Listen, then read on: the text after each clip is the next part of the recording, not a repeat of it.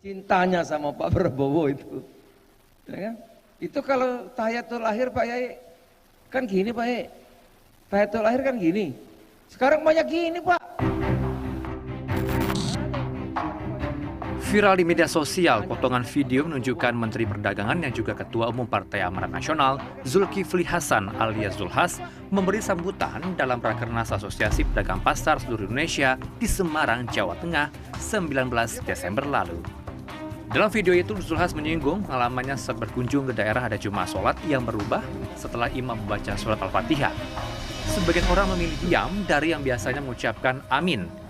Sebagaimana diketahui, amin merupakan akronim dari pasangan calon Anies Baswedan dan Muhaimin Iskandar pada Pilpres 2024. Saya keliling daerah Pak Kiai tahu. Sini aman sini. Jakarta nggak ada masalah.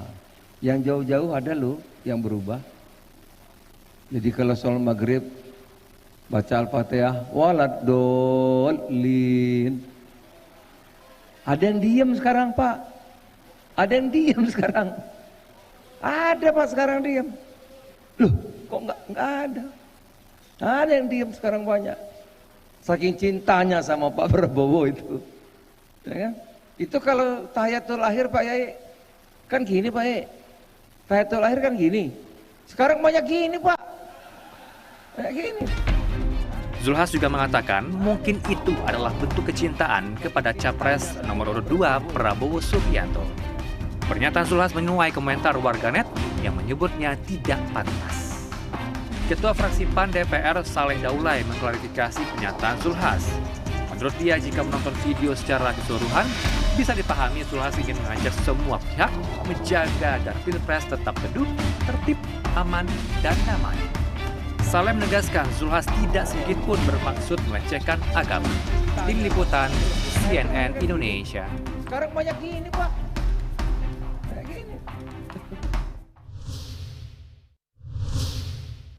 Statement Ketua PAN Zulkifli Hasan dinilai sejumlah pihak tidak pantas dan diasosiasikan dengan politik identitas. Dan meski sudah diklarifikasi, namun isu ini terus bergulir. Bahkan isu serupa juga sempat dilontarkan oleh Capres Anies Baswedan. Apakah narasi pemilu tanpa politik identitas hanya sebatas jargon? Dan untuk mengkonfirmasi serta menganalisanya, sudah bersama kami. Pertama, Jubir Timnas Amin Mustafa Nahrawardaya. Selamat malam, Bang Nara, apa kabar? Assalamualaikum warahmatullahi wabarakatuh. Waalaikumsalam. Dalam kondisi baik ya? Baik. Dan narasumber kedua yang tersambung dari luar studio adalah Direktur Eksekutif Lingkar Madani Indonesia, Ray Rangkuti. Bang Ray, selamat malam. Malam, Bung. Dalam kondisi sehat ya, Bang Ray? Alhamdulillah sejauh ini oke. Oke, baik. Dan sebelum saya menanyakan, saya juga akan disclaimer begitu. Kami sudah mencoba untuk bisa menghubungi perwakilan dari Partai Amanat Nasional maupun TKN Prabowo Gibran untuk bisa bergabung, namun sayangnya belum dapat bergabung pada dialog kita malam hari. Namun sebelum saya tanyakan ke Bang Nara ataupun Bang Ray, saya akan putarkan terlebih dahulu statement dari Zulkifli Hasan berikut ini. Saya keliling daerah Pak Kiai tahu. Sini aman sini. Jakarta nggak ada masalah. Yang jauh-jauh ada loh yang berubah. Jadi kalau sholat maghrib baca Al-Fatihah, waladolin. Ada yang diem sekarang Pak. Ada yang diem sekarang. Ada Pak sekarang diem. Loh, kok nggak ada? Ada yang diem sekarang banyak. Saking cintanya sama Pak Prabowo itu, ya kan? Itu kalau tahiyatul akhir Pak Yai kan gini Pak Yai. Tahiyatul akhir kan gini. Sekarang banyak gini Pak. Kayak gini. Dan ini juga klarifikasi dari Saleh Daulay, Ketua Fraksi PAN DPR RI, disebut jika video tersebut diikuti secara keseluruhan dapat dipahami bahwa Zulhas ingin mengajak semua pihak untuk menjaga agar Pilpres tetap teduh, tertib, aman, dan damai. Tidak ada sedikit pun maksud untuk melecehkan agama, kata Saleh dalam keterangannya pada hari Rabu. Jadi langsung dikomentari begitu. Baik, oke, saya akan ke Bang Ray terlebih dahulu. Saya minta komentarnya dulu Bang. Sudah diklarifikasi, jadi ini masuk kategori yang mana begitu Bang Ray? Sebetulnya ada 3 kemungkinan terjadi di dalam itu. Pertama adalah soal politisasi identitas. Politisasi identitas itu belum tentu itu politik identitas ya. Yang kedua adalah soal dugaan adanya pelecehan agama seperti yang disebutkan tadi. Kalau ini saya tidak masuk ranah ini karena saya merasa tidak dalam posisi itu menjelaskannya gitu ya. Tapi ada yang ketiga juga soal dugaan kampanye tak terselubung gitu. Kampanye terselubung itu berkaitan dengan pernyataan Pak Zulhas. Jadi tidak ada yang menyebut kata amin lagi karena cintanya sama Pak Prabowo gitu kan gitu. Kedua, satu telunjuk berubah jadi dua telunjuk. Dua telunjuk itu mungkin mengidentifikasi tentang lagi-lagi merujuk kepada pernyataan sebelumnya Pak Zulhas, kecintaan mereka terhadap Pak Prabowo. Jadi sebetulnya itu bisa bernuansa kampanye terselubung. Apalagi di hadapan majelis yang sebetulnya rasanya nggak terkait langsung itu dengan pelaksanaan pilpres ataupun pemilu. Gitu. Sehingga saya tadi itu kan asosiasi pedagang pasar ya, pedagang pasar seluruh Indonesia, Bang Rey. Ya, asosiasi pedagang pasar seluruh Indonesia gitu. Jadi sebetulnya kurang tepat kalau Pak Zulhas menyampaikan adanya sikap tertentu dari warga masyarakat yang menunjukkan kecintaan kepada Pak Prabowo. Itu apalagi kemudian kehadiran sebagai Menteri Perdagangan ya Bang Rey ya? Ya, itu yang saya sebut tadi, ada kampanye terselubung tadi. Itu karena beliau dalam kapasitas sebetulnya sebagai Menteri Perdagangan.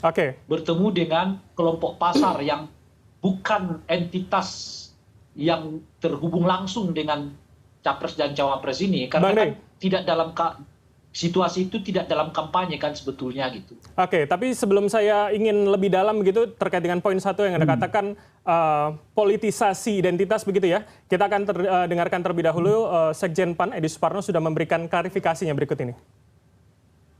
Apa yang disampaikan oleh Pak Zulkifli Hasan merupakan fenomena yang terjadi di tengah-tengah masyarakat di mana ada 1-2 anggota masyarakat yang kemudian mempraktekkan tata cara ibadah yang unik hanya karena terpengaruh dengan permasalahan pilpres saat ini. Dan hal tersebut diceritakan oleh Pak Zulkifli Hasan setelah mendapatkan kabar, mendapatkan cerita dan melihatnya di tengah-tengah masyarakat.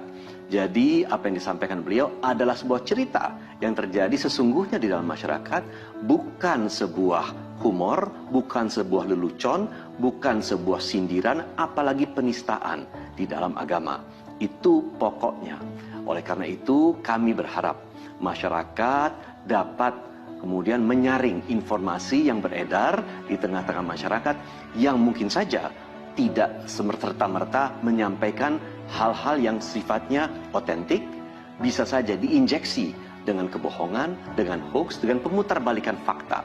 Oleh karena itu kami berharap masyarakat dapat benar-benar menangkap semua informasi, semua masukan yang ada yang beredar terutama di media sosial secara utuh dan secara bijaksana agar demokrasi kita dan pesta demokrasi kita, wabil khusus Pilpres ini bisa berjalan dengan aman, lancar dan damai tanpa adanya agitasi, tanpa adanya hoax, tanpa adanya adu domba dari pihak-pihak yang diduga melakukan adu domba secara tidak bertanggung jawab.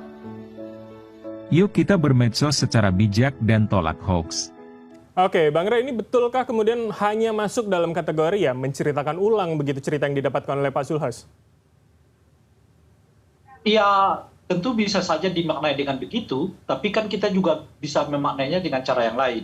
Seperti yang saya sebutkan tadi, itu bagian dari apa yang mungkin disebut politisasi identitas, belum tentu itu politik identitas, dugaan adanya penistaan agama, saya nggak masuk pada poin ini. Dan yang ketiga adalah kampanye terselubung. Tapi ada juga yang keempat menurut saya Bung Pram. Adalah soal ajakan itu tadi, ajakan supaya tidak melakukan tindakan kekerasan agar kita bersatu, ya agar kita tenang, ya tetap dalam silaturahmi gitu. Itu semestinya ajakan yang baiknya disampaikan oleh Pak Zulhas kepada khususnya Presiden.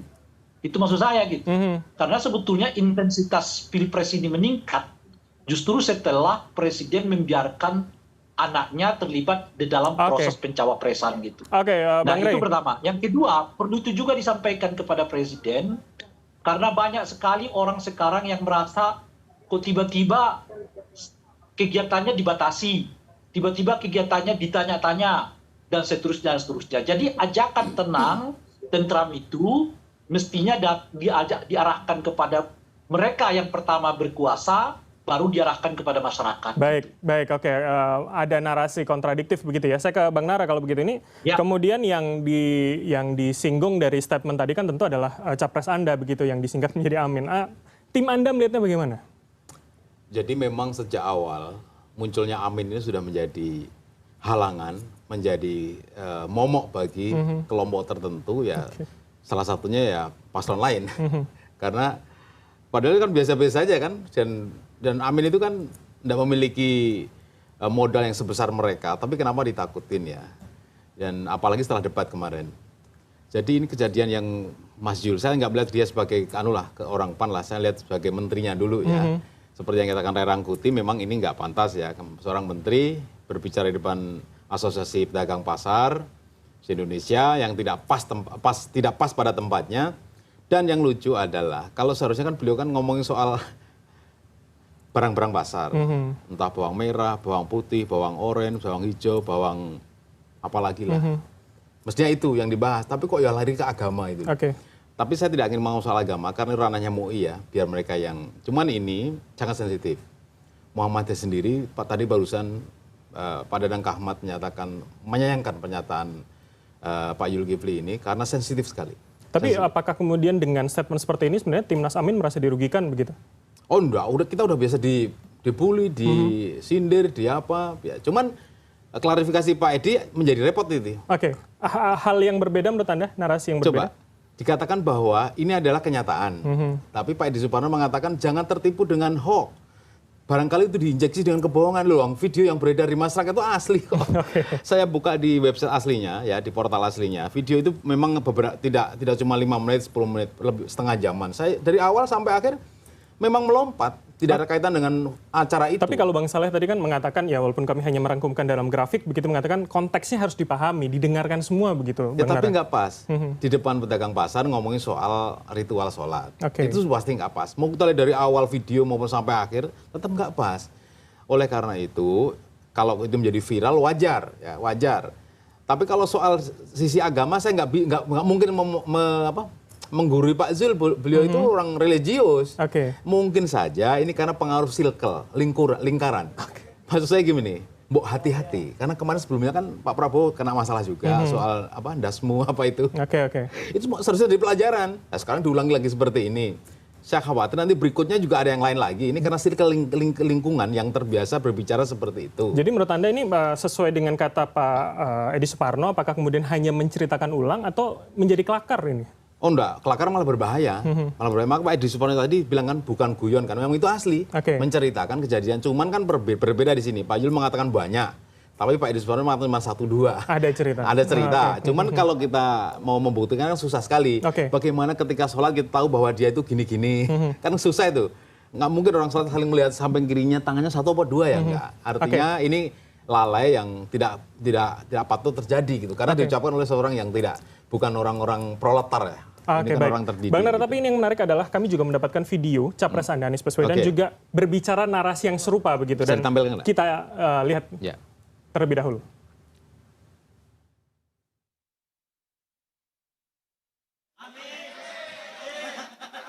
Amin. Aminnya yang mantap. Amin.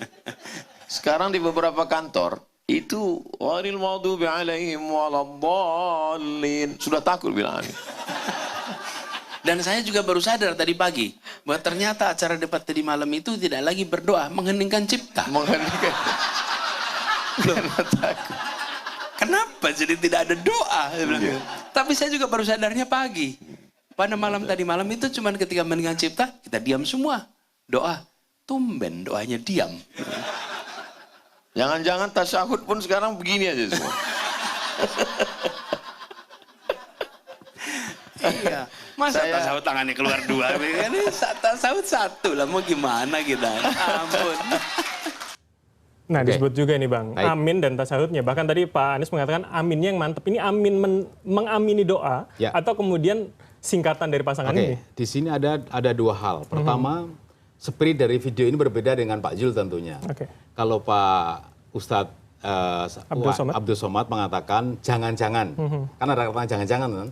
Jadi artinya itu nggak terjadi, cuman kekhawatiran Oke. kata-kata. Tapi kalau Pak Anies menyatakan nggak boleh begini, karena tasawuf itu begini, berbeda konteksnya. Oke. Lalu yang diucapkan keduanya itu adalah fakta. Misalkan Pak Uwais mengatakan bahwa di suatu acara nggak berani menjawab amin, memang betul jawabnya kabul. Itu fakta. Tapi Timnas Amin memang melihat fakta itu di Melihat, lapangan. ada di video banyak, di berita juga TV banyak. Artinya ketika seseorang di paslon lain itu atau orang pemerintah ya sedang membacakan sesuatu harapan, jawabannya bukan amin, tapi kabul itu sudah viral juga. Artinya itu fakta. Artinya itu bukan, makanya nggak viral. Macam video ini ya biasa-biasa saja karena memang dibicarakan baik Pak Anies maupun Uwais itu adalah fakta. Jadi menurut Anda narasi yang berbeda kemudian Berbeda ya? sekali, Oke. motifnya berbeda. Kalaupun itu sama katakanlah, dianggap sama, mereka wajar sekali Pak Uwais itu karena mereka memang penceramah. Oke. Artinya untuk katakanlah nggak mungkin dia niat menghina agama, wajar. Kalaupun dianggap sama ya, karena memang beliau memang bekerja di area itu. Baik. Tapi kalau politikus berbeda rasanya, sensitif gitu. Karena beda yang menyebutkan gitu ya. Saya minta tanggapan Bang Rey. Jadi bagaimana kemudian melihat ada statement seperti ini juga Bang Rey? Itu yang saya sebut tadi, kalaupun itu dimasukkan, ini masuk apa yang kita sebut dengan politisasi identitas ya. Nah, politisasi identitas itu berbeda dengan politik identitas. Kalau politik identitas itu, ya identitas yang dipakai untuk menyerang orang lain demi satu, merebut suara dan atau menjatuhkan suara pihak yang lain gitu. Itu yang disebut dengan politik identitas. Tapi kalau politisasi identitas, ya identitas yang dipergunakan untuk meraih suara tanpa harus menjatuhkan identitas kelompok yang lain ya, atau suara yang lain. Nah, pada tataran ini baik yang dilakukan oleh Pak Zulhas maupun yang dilakukan oleh Anies dengan Ustadz Uwais gitu, kurang lebih sebetulnya pada aspek yang sama, yaitu bagaimana menggunakan hal-hal yang berhubungan dengan identitas, dalam hal ini adalah agama, untuk menjelaskan tentang pilihan-pilihan seseorang, ketergantungan seseorang, kecenderungan seseorang.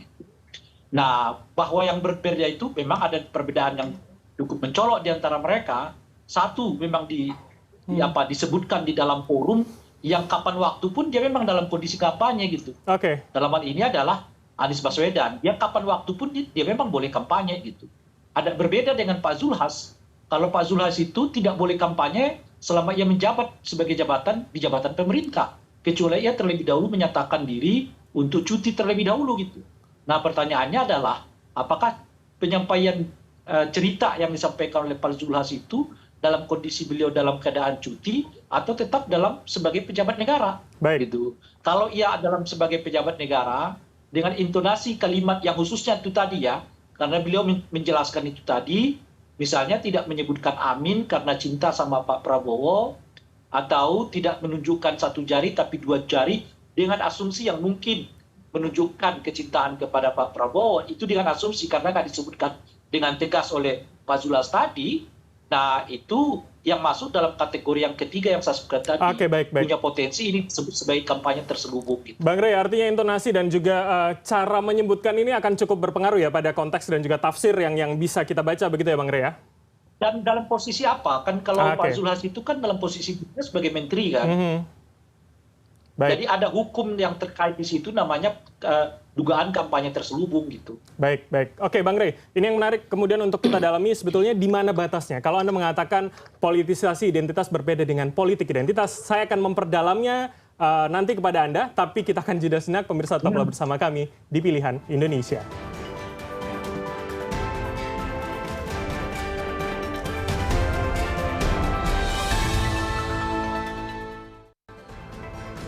Anda masih bersama kami di Pilihan Indonesia dan kami akan masih melanjutkan dialog dengan sejumlah narasumber. Ada Bang Nara, Jubir Timnas Amin, serta Bang Rey Rangkuti, Direktur Eksekutif Lingkar Madani Indonesia yang terhubung dari luar studio. Serta kami juga telah berusaha menghubungi elit PAN atau Partai Amanat Nasional serta TKN Prabowo Gibran untuk bisa bergabung, namun sayangnya belum ada yang bisa bergabung dalam dialog kita. Saya ke Bang Rey lagi. Bang Rey, tadi sebelum jeda Anda membedakan begitu politik identitas dengan politisasi identitas begitu Bang. Ini di mana batasnya? Saya yang awam dan publik mungkin agak sulit begitu menaruh batasnya begitu Bang Rey. Saya buat dalam ilustrasi saja biar lebih cepat kita bisa menangkapnya ya.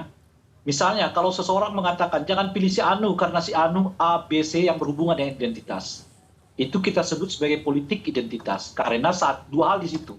Pertama, penyebutan itu dalam kerangka mengakumulasi suara kepada diri saya, dan yang kedua mengakibatkan pihak lain dalam hal ini objek yang dimaksud itu untuk tidak mendapatkan suara. Nah, itu yang disebut dengan politik identitas. Kalau yang disebut dengan politisasi identitas, umumnya hanya untuk memperkenalkan identitas yang bersangkutan untuk menarik simpati para pemilih tanpa dengan mendiskualifikasi atau meminggirkan atau membandingkan, menjadikan orang lain sebagai korban dari kebijakan itu gitu. Seperti yang kita contohkan itu tadi, misalnya dengan cukup mengatakan pilih saya aja karena kita kan satu marga gitu. Nah, itu namanya politisasi identitas. Tapi kalau saya menyebut jangan pilih dia karena marganya anu, nah itu masuk politik identitas. Dua-duanya sebetulnya tidak bagus bagi demokrasi. Ya. Kalau bisa jangan dikembangkan. Nah, cuman perbedaannya itu kalau yang politisasi identitas yaitu hanya itu tidak tepat bagi kebaikan demokrasi kita, bagi etik demokrasi. Dan tapi kalau politik identitas dia berhubungan dengan tindak pidana gitu. Baik, Bang Rey, sebelum jauh ke identitas orang lain. Sebelum jauh ke soal demokrasi, nanti saya akan ke sana. Tapi saya ingin mendalami dulu. Anda mengatakan ketika politisasi identitas adalah tidak membandingkan begitu ya. Tapi kemudian yang disebutkan Pak Zul kan ini ya membandingkan Amin dan juga menyebut Prabowo begitu. Bukankah itu ya sedikit bisa ditafsirkan ke sana atau bagaimana? Enggak, kalau redaksi dari Pak Zul itu kan hanya mengatakan adalah orang yang sekarang tidak lagi mengucapkan amin gitu ya, setelah sholat gitu ya, karena kecintaannya kepada Pak Prabowo, istilah beliau. Jadi sebetulnya tidak sedang tidak sedang meminggirkan, mencela, ya, membatasi hak gitu ya. Dalam hal ini katakanlah siapa yang menggunakan tagline amin itu gitu dalam proses capres gitu. Tidak dalam itu hanya untuk mengatakan bahwa Pak Prabowo diuntungkan dengan sebutan tidak menggunakan amin itu karena ada kecintaan terhadap beliau gitu. Itu kira-kira tuh. Ya, jadi nggak ada unsur soal dia mau mendiskualifikasi orang atau meminggirkan orang ataupun memojokkan orang dengan identitas tertentu. Tapi itulah apakah sebabnya kemudian saya katakan tadi klasifikasinya masuk dalam klasifikasi politisasi identitas itu. Oke, Bang Rey, tapi apakah jangan-jangan karena ya maksudnya berada atau berasal dari entitas yang sama begitu itu sehingga tidak kemudian bisa kita sebut sebagai politik identitas? Maksudnya hanya memanfaatkan identitas yang tersemat pada diri masing-masing gitu? Iya, bisa karena itu, karena tidak ada objek yang memungkinkan berbeda dengan horizontal atau vertikal kan gitu. Oleh karena itu tidak bisa dilakukan apa yang disebut dengan politik identitas itu, yang bisa dilakukan itu hanya politisasi identitas itu. Dalam hal ini misalnya ya, taruhlah misalnya sama-sama orang sholat, sama-sama orang Muslim dan sebagainya. Oke, baik, menarik. Saya ke Bang Nara kalau begitu. Kalau politisasi agama, saya masuk ke frasa kedua tadi, politisasi agama. Tapi bukankah itu kemudian juga bisa jadi ya capres Anda masuk dalam kategori itu ketika menyebutkan tadi? Jadi ada 3 istilah, saya sebutin ya. Ada politik identitas, ada politisasi identitas, ada identitas politik coba. Di mana batasnya? Ini rancu 3 ini. Pak JK dalam sebuah acara ulta sebuah televisi swasta menjawab pertanyaan wartawan. Setuju nggak dengan politik identitas? Kata Pak JK, apa salahnya?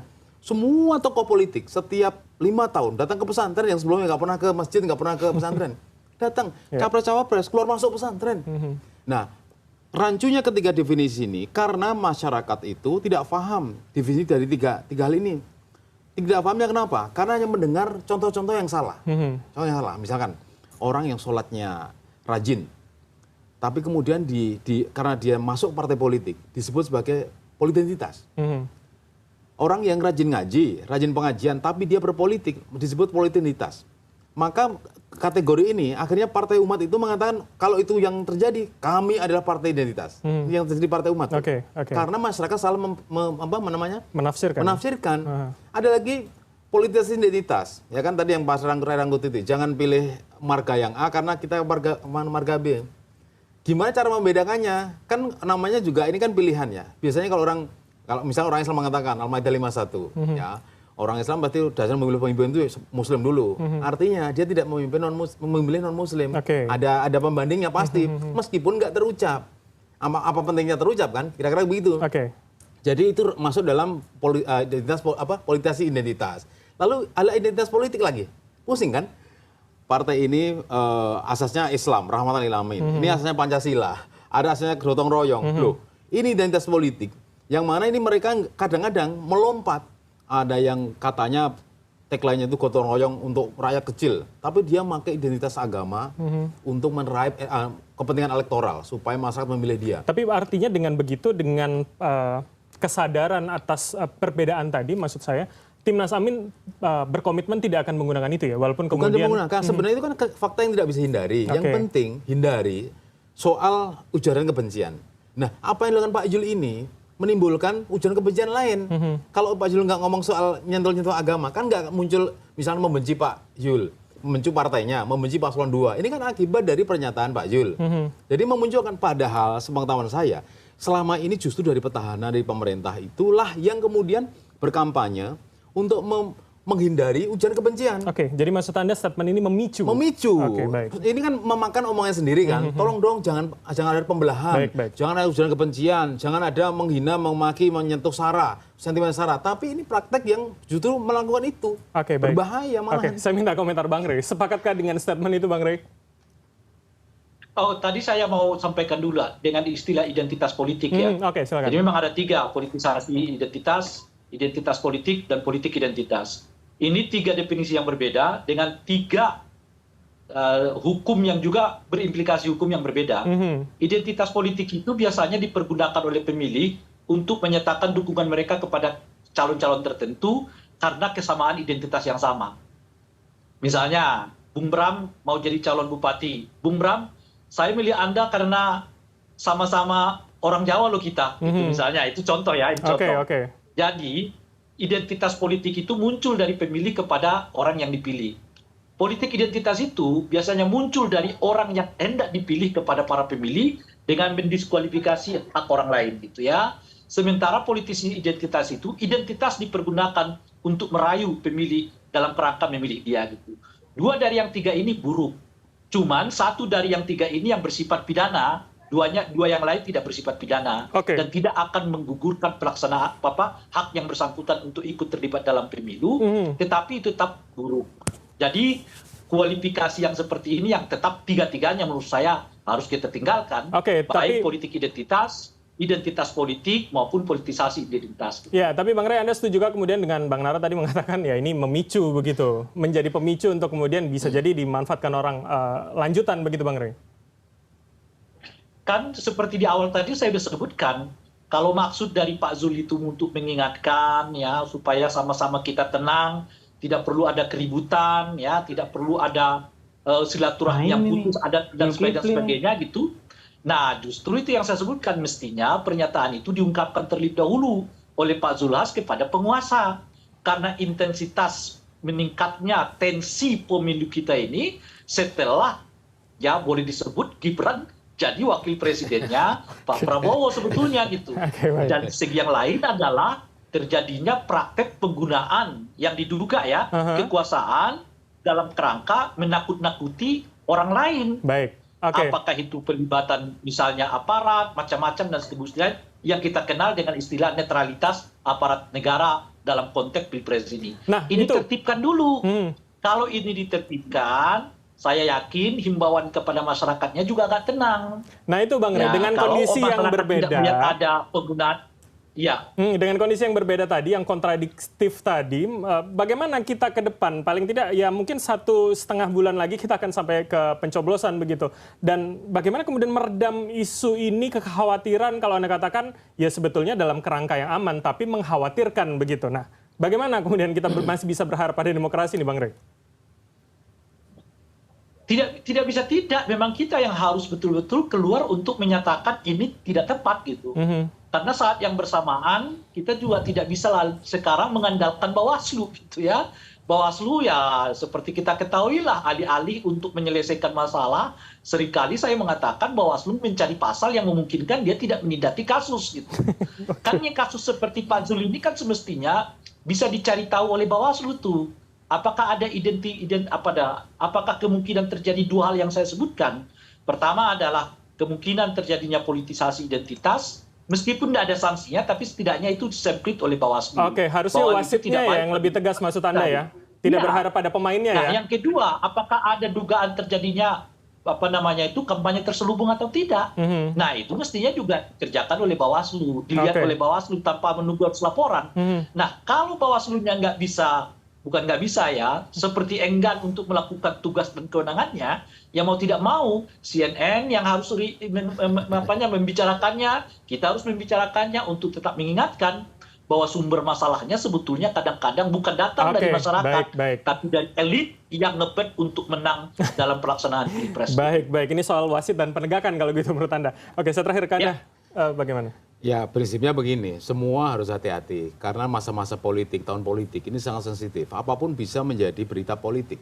Apapun kegiatan kejadian, memang harus dipikir kegiatan partai politik, tokoh politik, elit politik harus dipikirkan dampaknya. Karena apa yang dikatakan dia meskipun hanya 1-2 kata, itu kalau nggak tepat itu berefek ke masyarakat. Memicu yang Anda katakan tadi. Apalagi ini dari Mas Jul ya, ini kan kawan saya sebenarnya, Mas Jul itu kawan saya. Besok itu dipanggil tuh beberapa artis yang nyalek di PAN itu panggil dari Bawaslu Jakarta Selatan untuk disidang. Saya nggak tahu ya, tapi ini mungkin sial saja. Maksud saya kejadian berbarengan. Lah saya menduga sangat susah sekali membela untuk pernyataan Pak Yul.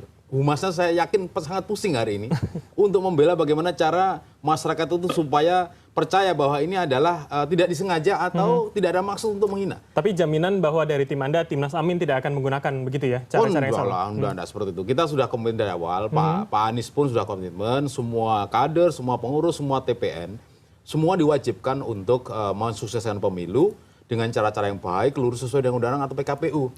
Bahkan seperti saya ini tiap hari harus naik angkutan umum, naik bis, MRT, naik LRT, naik angkutan umum untuk menunjukkan kampanye Amin tanpa harus dengan uang, tanpa harus dengan barang dan sebagainya. Karena memang kita paling sederhana nih Amin itu. Jadi tadi saya berpakaiannya begini, terbuka, nggak boleh pakai mobil sendiri, tertutup, baru terbuka supaya masyarakat tahu ini loh tim Amin. Dan itu jaminan tidak akan ke iya, tidak sana ada, ya? nggak akan bagi-bagi milk, susu atau apa, nggak akan seperti itu. Itu lain hal, mungkin kita bahas di dialog berikutnya. Terima kasih atas waktu Anda, Bang Mustafa Nara, Jubir Timnas Amin, serta Bang Ray Rangkuti yang telah tersambung bersama kami, Direktur Eksekutif Lingkar Madani Indonesia. Terima kasih atas insight kedua abang-abang ini sekalian. Selamat malam, sehat selalu.